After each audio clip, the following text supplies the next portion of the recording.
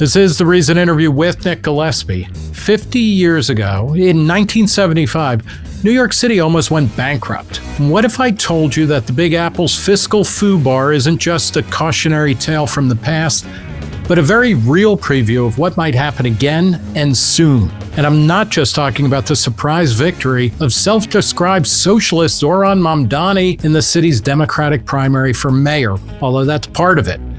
My guest today is Richard E. Farley, author of Drop Dead, a history of how the richest city in America got addicted to spending, saturated in debt, and crashed the municipal bond market, and then managed to get a federal bailout in the nick of time. Farley argues that the same conditions are re-emerging today: runaway budgets, gimmicky accounting, overpromised entitlements, and politicians more interested in ideology than basic arithmetic. And Farley wrote all this before the rise of Mamdani, who promises to blow spending through the roof, enact new taxes, and create masses of new regulations. If you want to understand what it takes to bankrupt a city, listen up, because New York and a city closer to you might be sleepwalking into another fiscal disaster, and this time, there might not be a bailout waiting. Here is The Reason interview with Richard E. Farley. Richard E. Farley, thanks for talking to Reason. Thank you for having me. You work in the world of finance and all of this. Like, what is your best estimate of if Mamdani wins in the fall and he gets his, he runs the table, he gets to do everything he wants. Yep. What happens to the population of New York? Well, let's talk about what happens to the fiscal situation and the taxes, because that will drive a lot of it. And also, there's one thing we need to talk about, too, which is law and order. Right. I think that if you increase the budget by 20 to 25 billion, which I think he's clearly capable of doing, we're not even talking about the nonsense about grocery stores, although he's only saying 5 or 6 grocery stores. Yeah. So that's probably a sidebar. If you increase the budget by 20 billion, which I think he's capable of doing, that's an increase of 15 to 20% in a time where every projection says revenue is going to decrease. Right. If you throw into that taxes that will drive people to New Jersey, Westchester, et cetera. Or totally out of the area. That could create a structural deficit of equal to that. Right. That money's not coming from the federal government as long as Trump's there and there's a Republican Congress, or even one house of a Republican Congress. And I mean, part of what you argue in the book is the bigger difference too is New York is still the 4th most populous state, but it is no longer in play. I mean, what's amazing to be reminded of in reading Drop Dead is that New York would sometimes vote Republican, sometimes vote Democrat. It was a swing state. Call it 88. And now everybody knows, Democrats can say fuck you, and Republicans can certainly say fuck you. Right? Because it's not coming their way. Correct. Now, I think no one will allow New York City to devolve into chaos. There will be a bailout at some point. The issues under consideration are what would those conditions be. Yeah. And when you have to worry about winning the nomination in 1976, you have to treat New York with a little bit of kid gloves. If you don't have to worry about that because a Democrat couldn't lose it if he tried or she tried, and a Republican couldn't win it if he or she tried, you can play politics the other way. Yeah. And being more draconian. Right. So that's something to keep an eye on.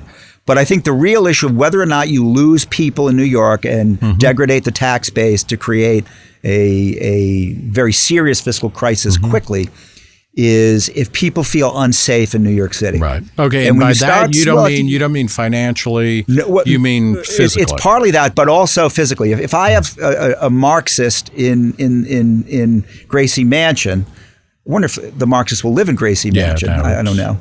And I think he is a Marxist. I mean, he says, I want to seize the means of production. I think you trust people when they say these things. Yeah. Who also says things like globalize the intifada. Yeah. And then won't really back off of that in a way that decries violence.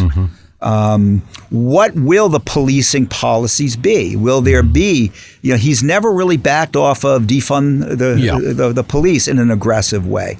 He won't say he'll keep Ms. Tisch on as police commissioner. Now I think is maybe the most popular political figure in the city, if you want to call the police commissioner a political figure. Well, you absolutely should. And, there has been, this is also something to think about. Nationwide, there's been a decline in violent crime year over year. It's, people are talking about it's going to be the biggest single thing. clearly policing matters, but it's not clear exactly how much. But you're basically saying if we get a guy who is a defund the police, a romancer of revolutionary violence, things are going to get hairy. I don't know. I think there's a risk of that. Yeah. He's a bit of an empty vessel. Mm-hmm. He's 33 years old. He's a bit of a dilettante in my judgment. He's relatively new to city politics. Right. Never really run anything. He is very glib. He's very handsome. He's charismatic. Yeah. But what does he really stand for and mean? And when you have the executive function of overseeing the largest police force in the city, in the country rather, right. In a city where there's a thin veneer of law and order, we saw that in 2020. Right. Doesn't take much for street gangs to go down and decide they're going to loot and make a lot of money and off of a ineffective law enforcement apparatus. Okay, so the book is Drop Dead, How a Coterie of Corrupt Politicians, Bankers, Lawyers, Spinmeisters, and Mobsters bankrupted New York, got bailed out, blamed the president, and went back to business as usual. And it might be happening again. I have no responsibility for the subtitle. Okay, but you know what? You got to own one of the longest of all. I don't know that I need to read any more in the book after that. But this is about the fiscal crisis in New York City in 1975. Correct. Can you summarize quickly what was happening in New York that brought the biggest city in America to the brink of bankruptcy? Yeah, I think the larger quantity of factors affected all large industrial northern Midwestern cities. Recession of 1973, 1974, rising interest rates, the cutback in aid from Washington, LBJ's poverty programs, et cetera, being kind of sunset, scaled back by Nixon. You had a longer term impact of the hemorrhaging of industrial jobs, really starting in the late 40s, but accelerating. The peak year for industrial jobs as a percentage of the economy was in the late 40s. Correct. I think New York was still the leading industrial city until about 48, 49. Right. You had, even though the low-skilled jobs were moving out, you had an influx of low-skilled workers from the South escaping discrimination, and from Puerto Rico, obviously looking for a higher standard of living. You had a similar exodus of white ethnic working class voters. So you had this shift in demographics and economic impact, which would have been a problem no matter what. No matter what. But in a lot of ways, I mean, one of the things you're arguing is that, that's true, and it was true everywhere in older established cities. But the real problem was what was going on in the New York City budget. You can discuss it a number of different ways, but there were two things unique to New York. One was the chicanery, the accounting shenanigans, the budgetary fraud, the illegal incurrence of debt to mask deficits. Right. So we'll put that in one bucket. That's, of course, the most fun to talk about. Yeah. Because, if we're not going to talk about chicanery and characters, we might as well read about librarians of the 1970s. What was going on in New York City was also mirrored at the state level under Nelson Rockefeller. Correct. Right? Where not quite as bad, but on a larger scale. But basically what we saw is, and throughout many states, many cities, there was just a commitment to spend a lot more money than was coming in. And to use what were previously thought to be unethical, perhaps even illegal means of doing so. Of course, Nelson Rockefeller, famous for the moral obligation bond, which through John Mitchell ended explain up that for a second. Way back when dinosaurs roamed the earth, when a government wanted to issue debt, it issued it under the full faith and credit of the state, the city, what have you. Okay, and all jurisdictions had constitutional limits or legal limits on how much you could incur. Beginning in the 1920s, because they didn't want to get the referendum vote, which you needed from the voters to approve that kind of debt, and voters at some point were going to say no more, they came up with agency debt, which was the state of New York, for example, forms a subsidiary, calls it the Port Authority. And the Port Authority or the Tri-Borough Authority issues the debt. And the debt is paid by real sources of revenue that have been deferred from the state to that entity. Tunnel and bridge tolls, port road fees, tolls, port all those fees. kind of stuff. And those bonds were what they call self-liquidating, which means a bond investor looks at the projections of the tolls and other revenue, stadium authorities, ticket sales, and says, okay, this will more than repay my debt. I'll buy the bonds.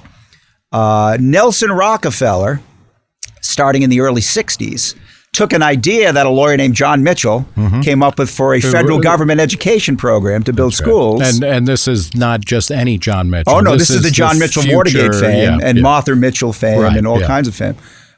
John Mitchell came up with an idea that said, even if you want to borrow for programs that won't repay themselves, like low-income housing, you can get bond buyers to buy it as long as you convince them with a wink and a nod that the state will stand behind it. Yeah.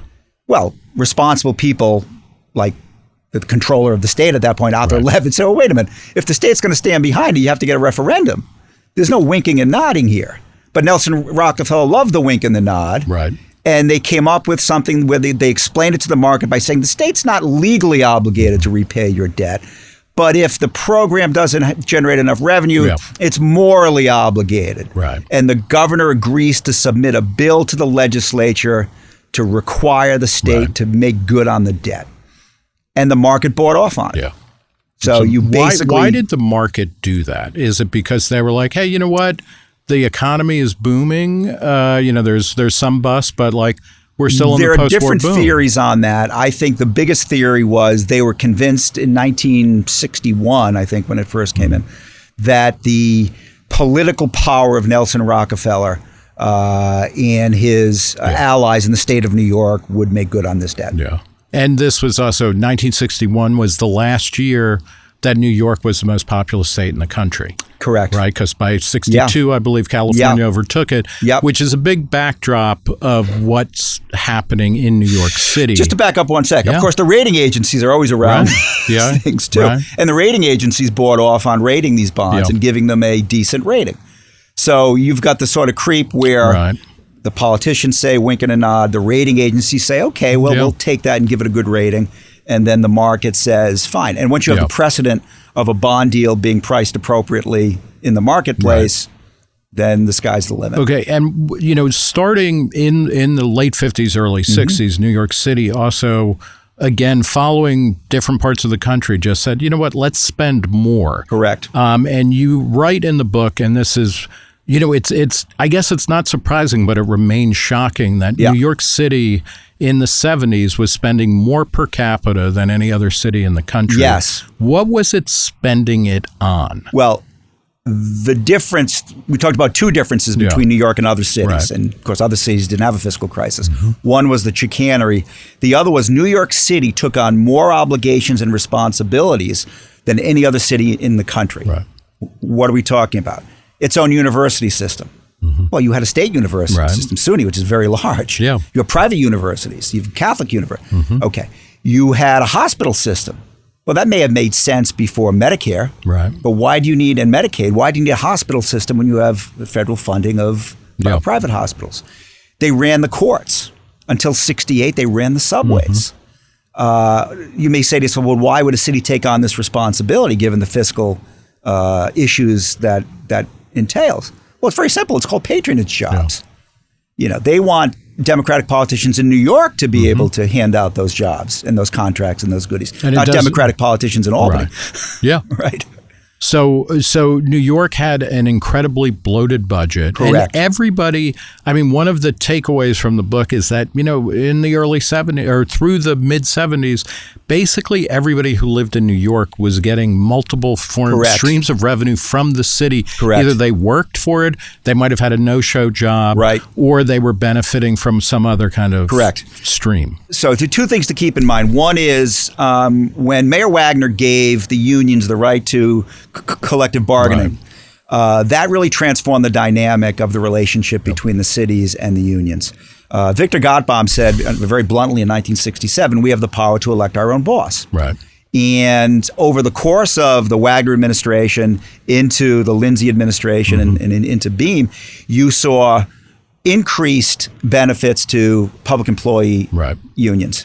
And this also was reflected a national trend because it was correct. JFK The dynamics who signed of the same, off on right. collective bargaining for Right. public unions, et And cetera. if you count the number of votes of public employee union members and their immediate family members who are voting Right. age, that's enough votes to win just about every Democratic primary for mayor. Right. And going back all the way to 67. Yeah.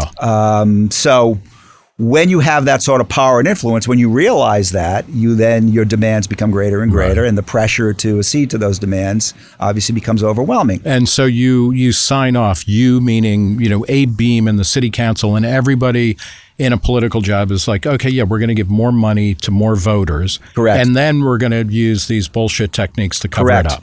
And the overwhelming political imperative to not take away from Right. the voting citizens is really, if you want to put your finger on one thing, it's that. Yeah. It's easier to never give in the first place than it is to take away. Right. And once you have this enormous smorgasbord of government financed programs, which help the middle class, by the way, much more than the poor. Yeah, no, both Right. on both ends, right? Like they're the ones who use the parks and use CUNY ultimately or City Correct. College. Correct. But they're also the ones getting the jobs And working in the hospitals as doctors and nurses and orderlies. Yeah. And This is the biggest misconception, right? And the Welfare union workers is a themselves are very well paid program. middle. I come from a family of teachers union folks. Yes, although not in the New York.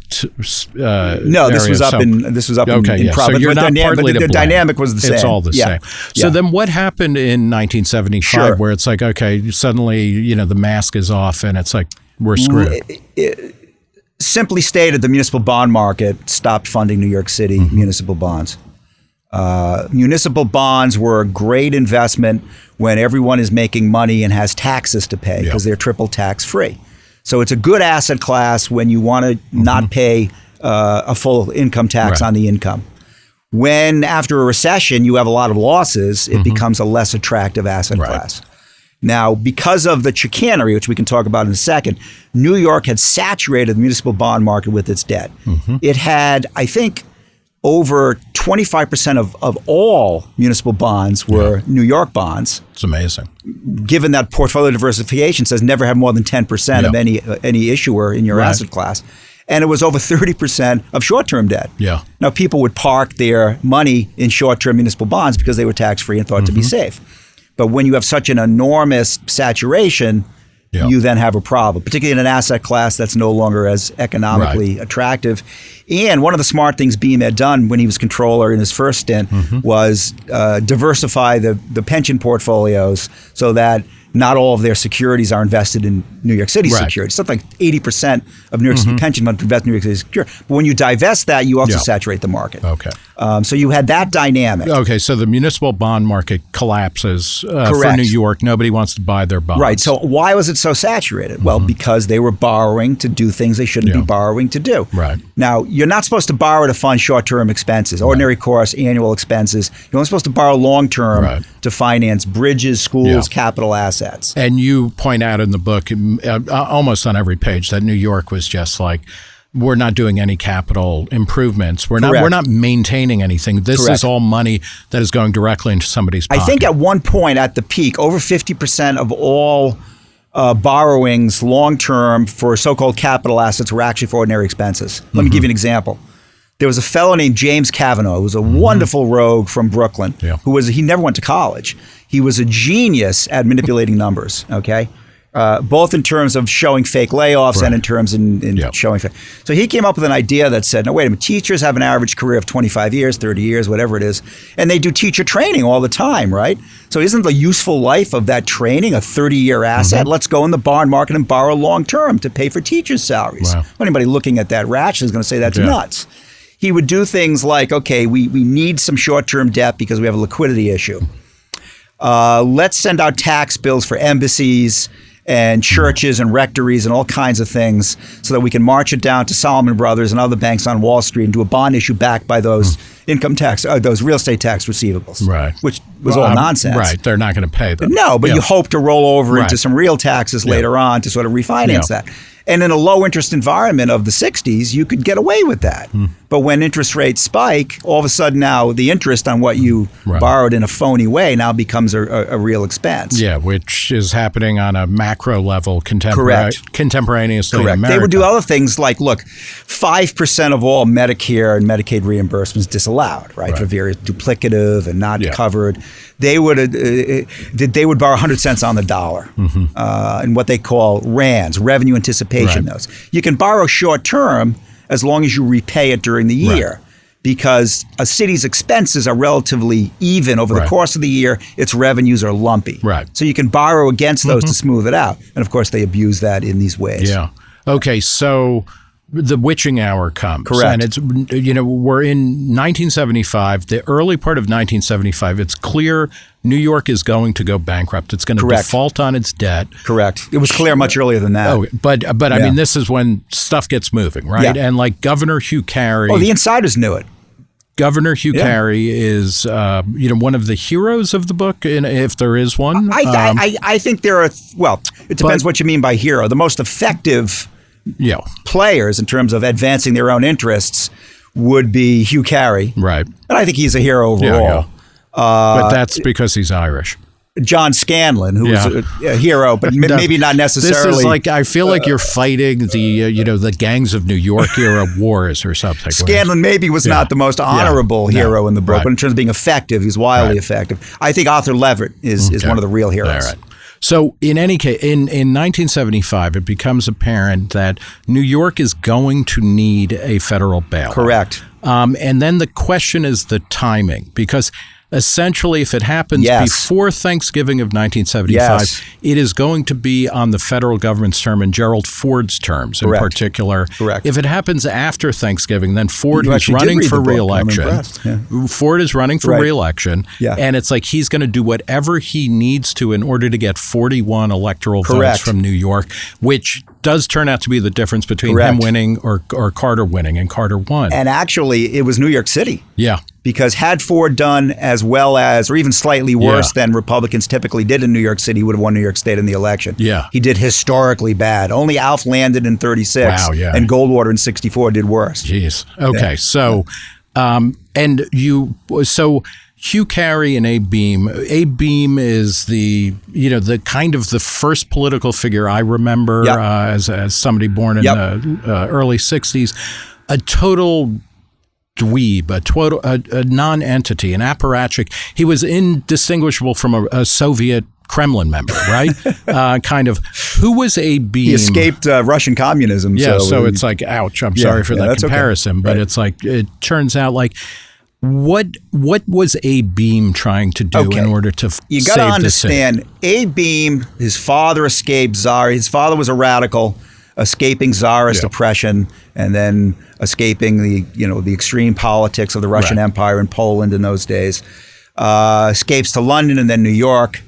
And Abe Beame, as a young man, wandered into the Madison Democratic Club in Crown Heights, Brooklyn, and decided he was going to be a Democrat. He wanted to be an American and wanted to be involved in American politics. And that was the most powerful Democratic organization maybe in the country for the next generation or two. And this was at a time, too, when the Democrats had taken over most of the big cities. The Democrats did some smart things, They decided they were not just going to be a party of the Irish. They became a party of the Irish and then the Jewish and then the Italians and then the Hispanics and then the blacks. So the Jews were moving to Brooklyn in very large numbers in the 1920s. And the Crown Heights Democratic Club needed to co-opt them. And Abe Beame came in and they said, here's a guy who we want. All right, let's jump forward a couple of decades to bring Abe Beame is coming off, he follows. After licking envelopes for 3 decades, he finally gets his chance. And John Lindsay had been the mayor right before him. And then suddenly Abe Beame is the machine candidate, right? Well, he was the machine candidate for controller in 61. Then he was the machine candidate for mayor in 65 and lost in that famous election with Lindsay and Bill Buckley.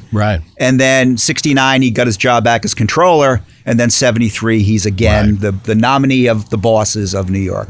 Maybe the last time there were bosses of New York was 73. And I mean, so he was good as a controller, right? in terms of like he knew how to. He park was a money capable, and stuff. competent guy. Yeah. But he came with that machine clubhouse politics mentality. Yeah. He was sort of perhaps a bit too tolerant of corruption. Sure. He was a very pro-union guy. He was certainly a very pro-civil rights guy. There are many things admirable about Beame. But he's not the guy you want running a city that's about to go bankrupt. No, he is about as establishment and measured, and not going to change things radically. Right. And which is what's called for, because you have massive, massive outlays. Well, he was quite the guy. He wanted to prove that clubhouse system, which got the city in trouble to begin with, was actually the way to keep going into the late 20th and maybe 21st century. So then he's working with Hugh Carey, who's also from Brooklyn, right? And is an Irish guy who was a long-term congressman. Yeah, the Hugh Carey angle on this is very interesting, okay? Carey's career was becalmed in the early 1970s because he was supposed to be the whip. Yeah. He was supposed to get the job that went to Tip O'Neill. Right. But Hugh Carey could at times be aloof and moody, and he got stabbed in the back by two Irish congressmen from Brooklyn who resented him. And they went to Carl Alpert and to Hale Boggs and said, if you put Hugh in there, we're going to give you a hard time all the way home. Why didn't they like Hugh Carey? Hugh Carey, he had a lot of money. His brother was one of the richest guys around. And Hugh could afford to be independent. Right. Okay. And Hugh was he was ambitious. Yeah. And he ran for mayor, and he was clearly someone who viewed Congress as a stepping stone to greater things. And nobody likes rich, ambitious people who are successful. Yeah, he was also pretty tall too, right? He was tall, he was handsome, the guy had a very tough life. Yeah. He had 14 kids. His first wife was a widow whose husband died in the South Pacific. I think his wife might have had the tougher job if he had 14 And kids. then at 49 years old, with all these kids, she dies of breast cancer. Yeah. His brother dies in a plane crash. Right. Two of his kids die when he's running for mayor in a car wreck out on Shelter Island. So here he is now with all these kids, and he's has the blow of being stabbed in the back and loses the whip seat. And he was basically thought to be done in 74 when he runs for governor.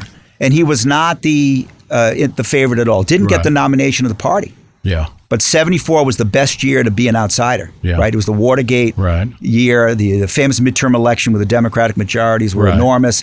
And Hugh, with the assistance of David Garth, a brilliant media man, ran his campaign, and his brother's Millions ran perhaps the best gubernatorial primary campaign in New York history. And he kind of anticipated a Reagan Democrat, right? Because he was the last of that breed. Yeah. That was the last, that I guess Mario Cuomo's of that ilk too. But they sort of combined progressive politics with sort of the traditional values that still captured what ultimately became the MAGA base in a lot of ways. The public imagination. Yeah. They were very patriotic. Yeah. They constantly talked about America as a melting I think, is from that ilk. Tip O'Neill was from that ilk. Yeah. That's a lost breed. Carey and Beame, what did they do to kind of string Ford out as long as possible? Yeah. It was clear by the fall of 74 that the city was going to go broke in 75. And that a bailout was needed, and the state had its own fiscal issues, couldn't do it. Right. So they knew the money was going to. Everybody knew the money was going to come from Washington, and the money was going to come from Washington because New York mattered 41 electoral votes so much politically. So many people took credit for saving New York. Yeah. What saved New York was its 41 electoral votes, and it was never in question. This is part of your. This book is a revisionist account. Of the fiscal crisis in New York. Where, everybody knew a federal bailout was coming. And you point out, the book is called Drop Dead because of the famous Daily News headline. John Scanlon's finest moment. Yeah. That speech, Gerald Ford said, I'm going to bail out New York. But here are my conditions. Yeah. Right. And so that gets twisted into Drop Dead. Brilliant. Not at all. Yeah. But everybody knew it was coming. Correct. Okay, so what did they do to string them out as long as possible? Well, you got to understand the dynamic here. Ford decides he wants to run for president, even though he told Nixon he didn't. Once you're in the White House, you kind of like living there. But he had a problem. He had Ronald Reagan, who was going to challenge him for the nomination. And Ronald Reagan had the support of the conservative base of the Republican Party. Yeah. Ford chose Nelson Rockefeller to be his vice president. Right. So if you're trying to fend off a challenge from the right as a Republican running for president. And your running mate at the time is the most liberal Republican in the country. And the guy who got booted, who lost the nomination in 64 to Goldwater because and then split the party. Rockefeller is the liberal Republican, right? The country club Republican. And now you are going to have to bail out New York City. Yeah. The hub of all evil. Where Nelson Rockefeller was governor of New York, et cetera. So Ford saying to himself, oh, great. And remember, Ford's Secretary of the Treasury was Bill Simon, who ran the municipal bond desk at Salomon Brothers. So he was very well informed of what this was all going to be about. So Ford said, okay, I've got to walk a very thin line here. Yeah.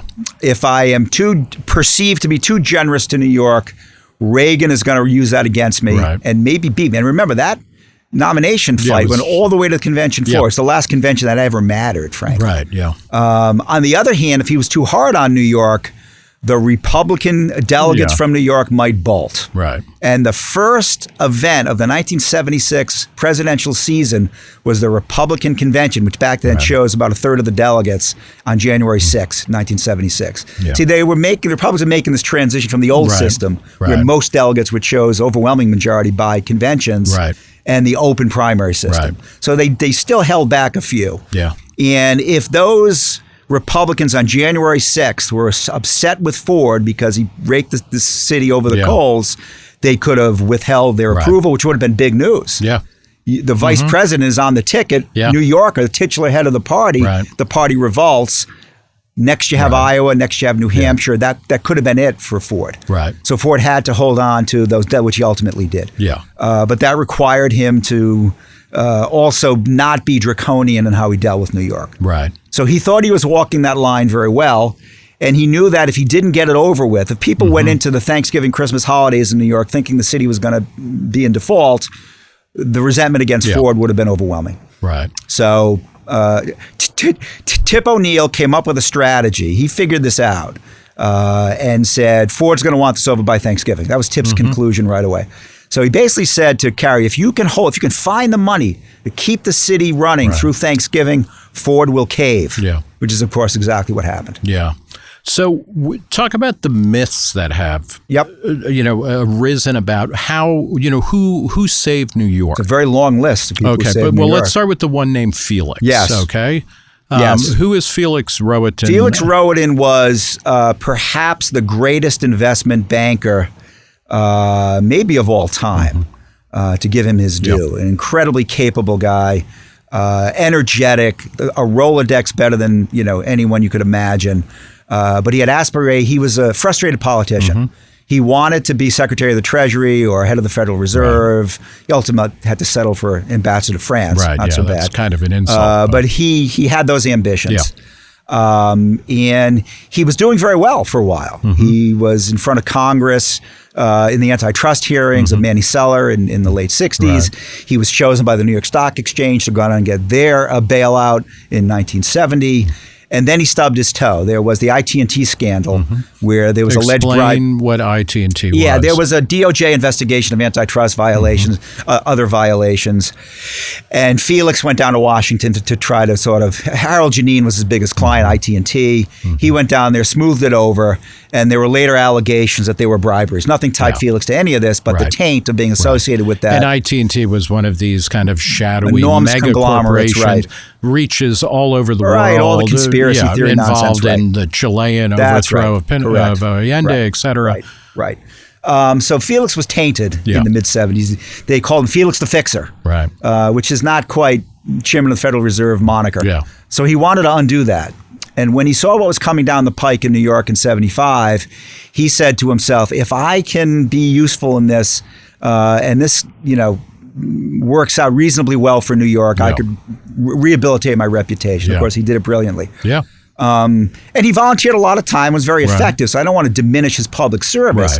But the idea that his brainchild, the Municipal Assistance Corporation, saved New York is just factually unsupportable. Which is the thesis of the documentary that's out now, Drop Dead City, co-directed by his son. Right. Which is, I'd be loyal to my father too. But I'd put the best spin on. But the fact of the matter was, the Municipal Assistance Corporation was formed over the Memorial Day weekend to bridge the gap, so that oversaturation could get soaked up and the city could access the municipal bond market again in September. Right. It was supposed to sell $3 billion of bonds, tide the city over, and then in the interim, they would fix the budget, get rid of the corruption in the budgeting process, and the market would accept New York securities again. Of course, it took 4 or 5 years for the city to access the municipal bond market. And it's interesting. And the MAC only sold $1 billion of bonds. Right. They were going to do 3 offerings. Only one was sold. The other 2 floundered. Nobody would buy them.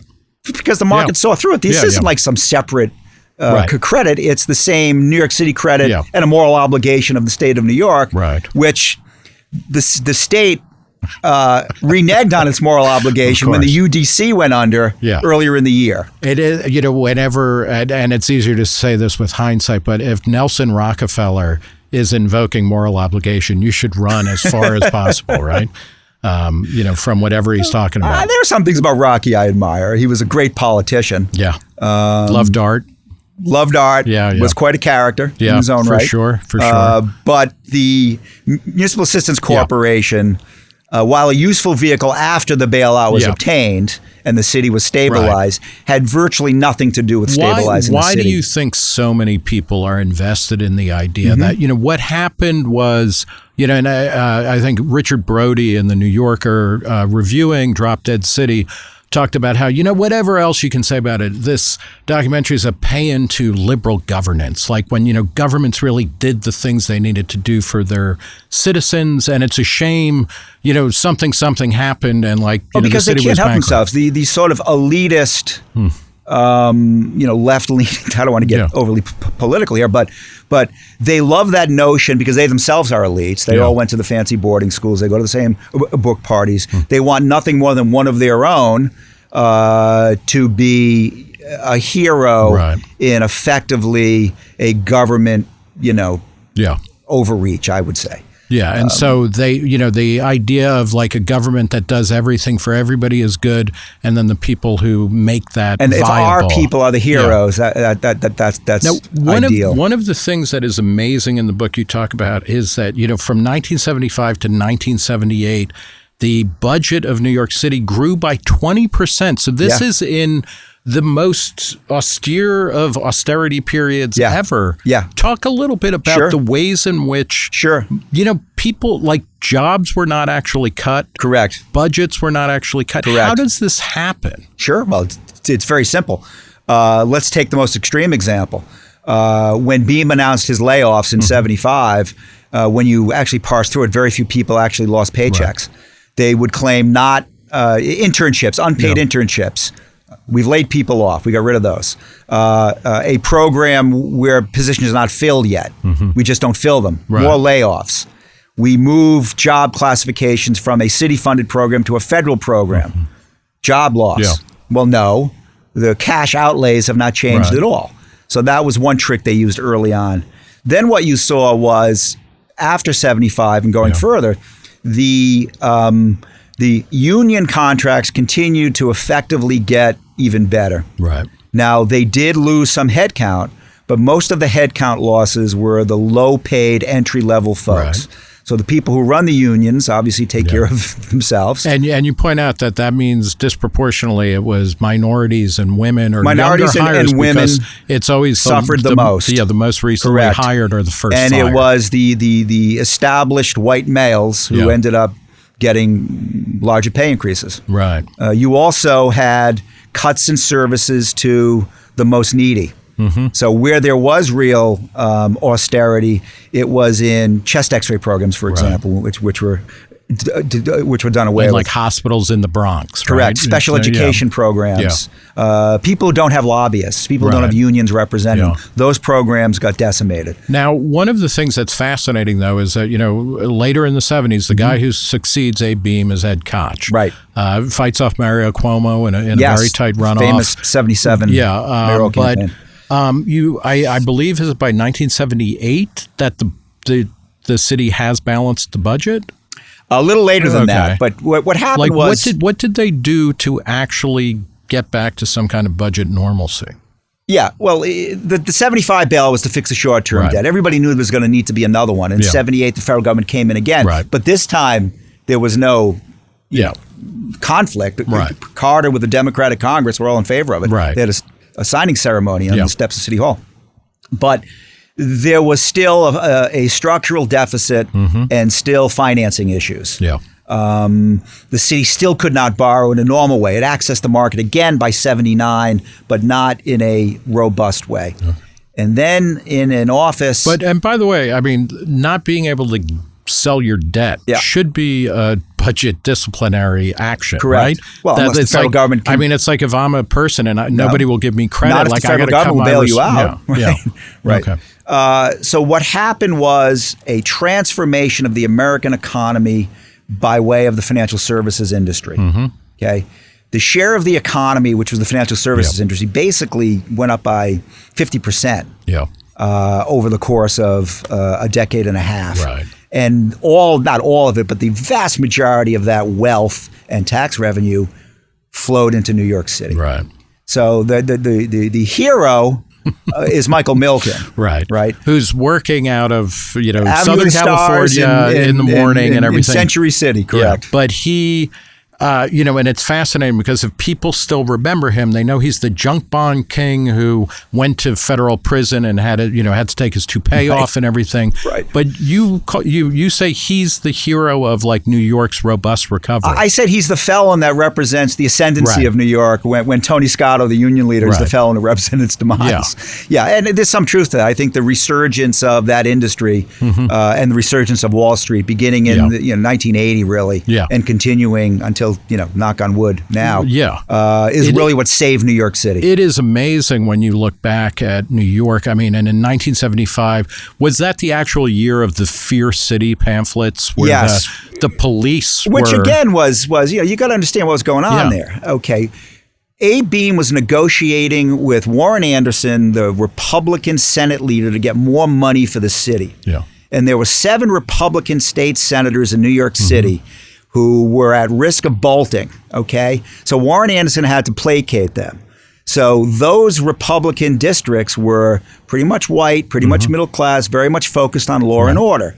So the unions knew if they could scare the bejesus out of those in those 7 districts by saying the city's going to devolve into chaos and mayhem in the streets, that Warren Anderson would cave and give the city more money. Yeah. So Beame was aware of and probably complicit in the Fear City. He waves it in front of who waves something in front of the camera that they don't want? That the police produced. Handed out at the airports and the Midtown Hotel saying, be careful, tourists in New York City, you'll get mugged and raped and beaten up. Yeah. Later becomes an Iggy Pop album. Right. So correct. And that was one of the tactics used by the city insiders to put pressure on the state to get more money. It worked. You go from that to, 10 years later, certainly by 1987, which I think is the year that Bonfire of the Vanities comes out.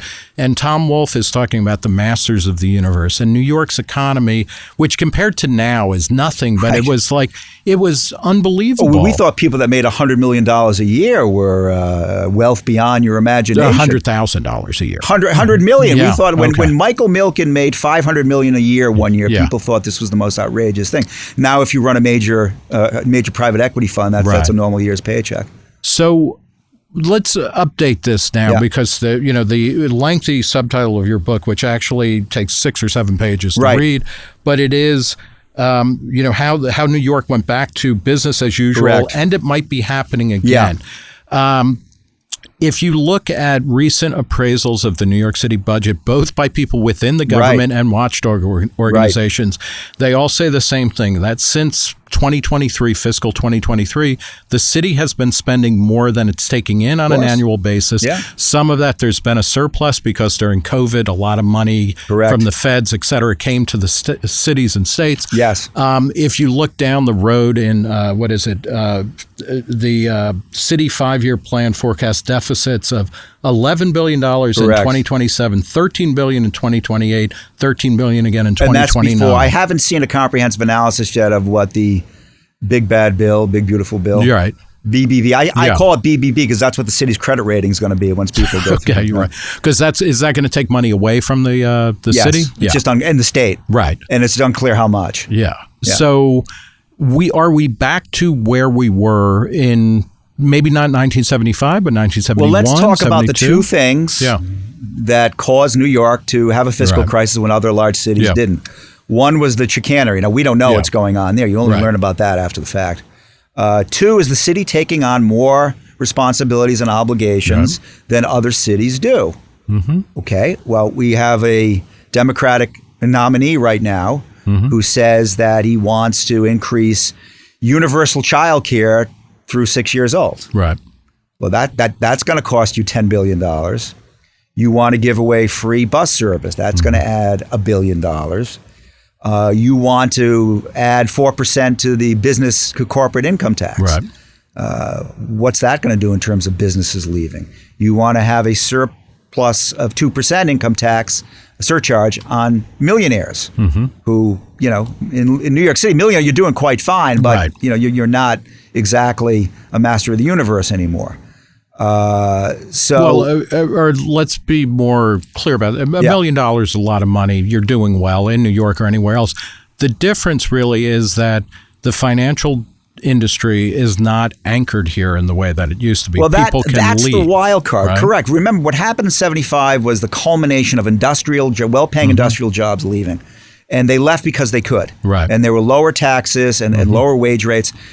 We thought for a very long time you had to be in New York City. Right. And for years you did, back when there was no interstate branch banking. If I may, I remember my parents talking about, they had been living in New York for decades. My father was born in Hell's Kitchen in the 20s. But when California, I remember them saying, when California surpassed New York as the most populous state, they said everybody in New York was like, oh, don't worry about it.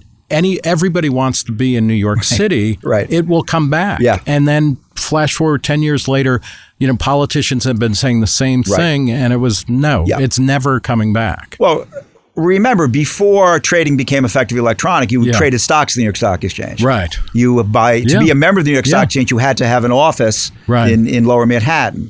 Before unfettered into interstate branch commercial banking, you had to have deposits in New York State. The big banks had to be here. That's all gone now. Right. You can literally pull the plug on Friday, and people have, and replug in Palm Beach or Austin, Texas on Monday seamlessly. And, in the 70s and 80s, certainly, you could also defect, like you could still work in New York, but you'd move to Connecticut or New Jersey, which were tax havens. By comparison, no longer true. Or maybe with Mr. Mamdani in there, it may be, you may see that. Yeah, but it won't be because they're reducing their taxes. It's just that it'll be lower than they'll be lower than if they lived lived in New York City. We can talk about, Mamdani as a threat. Isn't it worth also talking about, the people he's running against? And at this point, it looks like Andrew Cuomo and Eric Adams, the incumbent mayor, and Curtis Sliwa. Yeah, but is he a factor? But what went wrong that gave Mamdani, a clear path to the Democratic Party nomination? Yeah, I think that Andrew Cuomo was perceived by the Democratic primary voter to be less energizing, inspirational, what have you, than Mr. Mamdani. He also ran a very safe and conservative campaign, almost akin to a Rose Garden campaign, that took very few chances and tried to win by getting the endorsement of as many community leaders, business leaders, and running an air campaign and hoping for a low turnout, I think, a low turnout primary. And out of nowhere comes Mr. Mamdani, who then links arms with Brad Lander, and he peaks at just the right time, and gets the 500,000 votes that are necessary to win the Democratic primary. Are people wrong? And I realize we're talking about a Democratic primary, so it's a subset of Democratic voters in New York, which is a subset of voters in New York. Not really. You got 1,000,001 votes in this primary. The last two generals were around that same amount. Andrew Cuomo, left office in disgrace, presided terribly over New York State. He was terrible on COVID policy and lied about it. Yeah. He was not good on that. He was, he came in, it sounded like he was going to undo his father's terrible legacy of just blowing out the budget in New York and raising taxes. He didn't do any of that. Correct. So, the voters are right to repudiate somebody like Andrew Cuomo. Yeah. What about Eric Adams? Is Eric Adams then like the least bad alternative, or? I think so. Yeah. I mean, I've made it clear that I'm going to support Eric Adams. Yeah.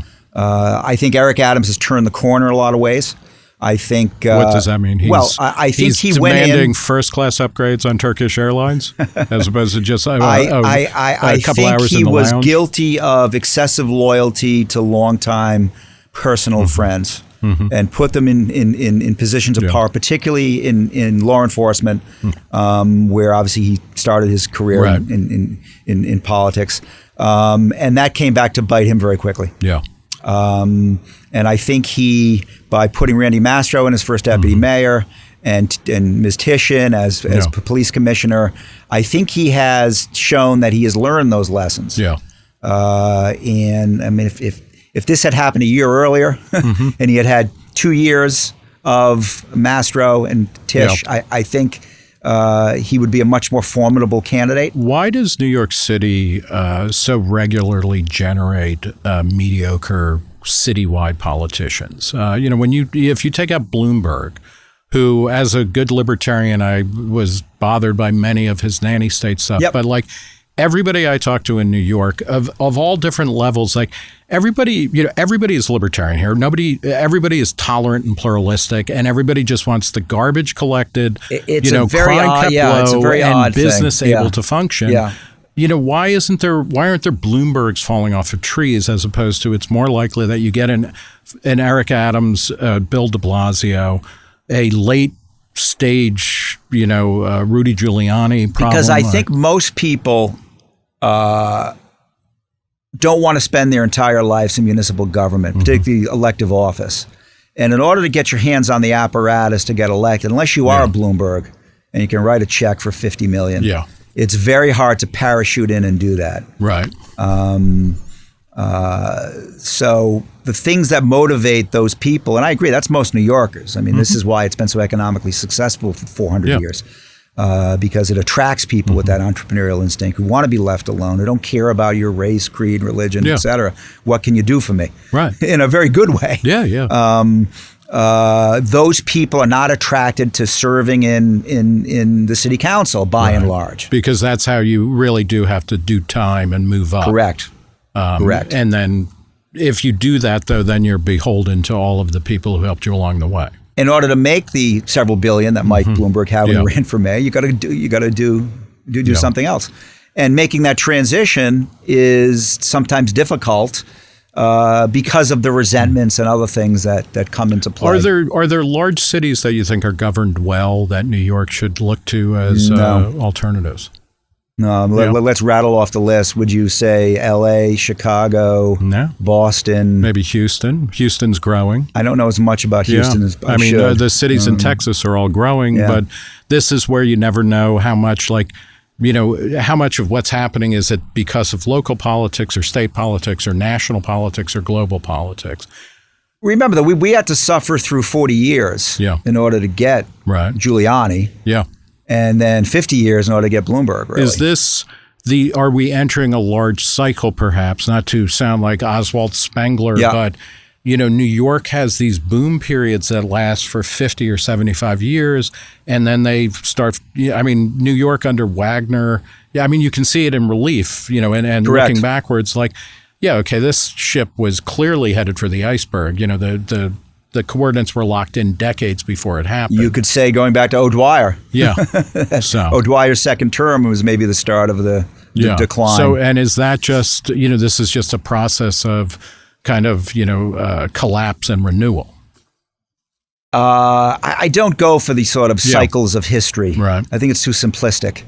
Can I ask, are you a registered Republican? No, I'm a registered Democrat. Registered Democrat, okay. Yeah. But what can the Republican Party do, either at the increasingly at the state level, but also at the city level? I think there's a major opportunity for the Republican Party in New York. I think there's been historically high migration of Black and Hispanic, particularly male voters, to the National Republican Party. Trump, like it or not, did. No, he gained with basically every demographic group, but larger among black men and Hispanic men. If you look at recent immigrants and Hispanics and others and middle class blacks, these are people who are in favor of smaller government, lower taxes, entrepreneurial, traditional values, which I know is not necessarily a libertarian thing, but it certainly is more aligned with the Republican platform these days than the Democrat. These are not woke constituencies. I find it encouraging in this most recent Democratic primary that the non-white candidate won the white vote and the white candidate won the black vote. So What's going on with that? Because Mamdani also did very well among higher income people. And higher educated white people. Is that just white guilt? No. What is it then? I think it's an ideological shift. Okay. We talk about affordability. Yeah. Okay. And housing is where it's most it's focused on. And they say, gee, I'm 28 years old. I can't afford a house. But my grandparents could. My parents. Well, I think back to my parents. Okay. And they rented a house for 2 years. And these were teachers. These were not impoverished people. And they saved every penny. There was no vacation. There was no new clothes. There was no, nothing fancy. They didn't have an air conditioner. Yeah. And they saved their money. They got a down payment. And owning the home was their priority because that was the marker of being successful in America. I'm not a renter. I'm an owner. And I'm going to do whatever it takes. And it turned out to be foolish economically. But my father repaid his mortgage in 5 years. Yeah, but... in 64, just in time for the LBJ interest rates to start going out. He'd taken the mortgage payments and invested in treasuries, would have been better off. But that was the mentality. Yeah. And that was the priority. You can't say, okay, I buy the latest iPhone immediately. Right. I have the fancy clothes and the vacations and the Instagram and this and that and the other thing. But how come I don't have the money to buy a house? And I don't want a house in Nutley, New Jersey. I want a nice house in Park Slope. Is it ideological or generational? Because when I think both. About, I also think, look, my mind wasn't poisoned by this Marcusian higher education. It was there, but they were the crazies in the humanities department. Everybody ignored them. And you're 59. You said. Yeah. So, I mean, is part of it that the people who are under 40 or under 45, say, have grown up in an incredibly rich country, which we don't acknowledge. Generally speaking. Correct. So if you're second, third, fourth generation going to college, if you are, even if you have student debt, you're living in a different world than people who remember moving every 6 months because the rent can't be paid. And so you move further out into Brooklyn or Queens or something like that. Yeah. I think the bemoaning of affordability relative to the standard of living is quite shocking. Are there any Republicans, though? Because and we'll end on this.